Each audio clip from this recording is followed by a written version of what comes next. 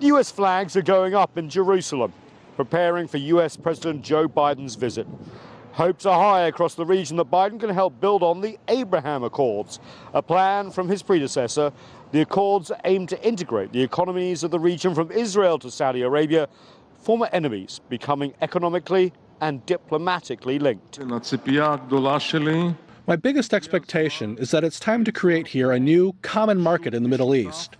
That must include Israel, Saudi Arabia, which is, of course, the main player, and the Gulf countries, and Jordan, and all of the countries must be connected in some highway crossing the Middle East from Israel to Jordan to Saudi to Bahrain to Abu Dhabi to Dubai, a railroad as well as a highway.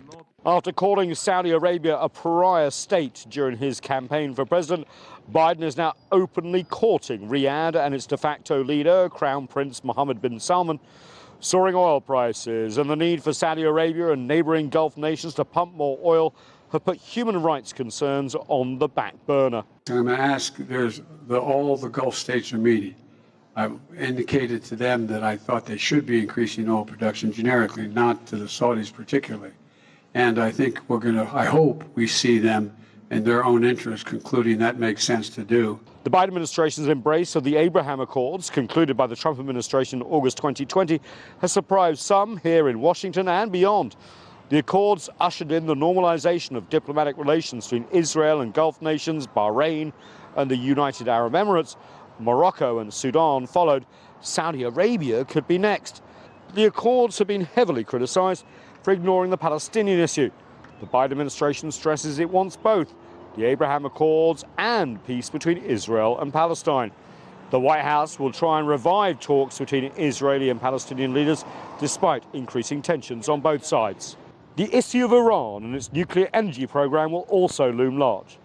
The failure so far to rebuild the Iran nuclear deal that Washington abandoned under the Trump administration has divided the region and is adding to instability.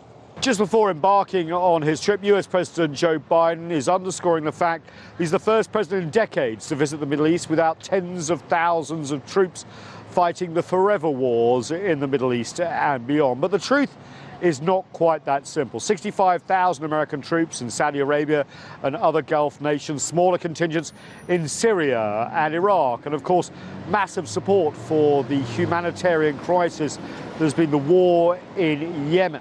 No matter how much this administration and others have tried to pivot to Asia or satisfy Ukrainian concerns when it comes to the war with Russia, essentially the Middle East is still a central part of US foreign policy, as this presidential visit underscores.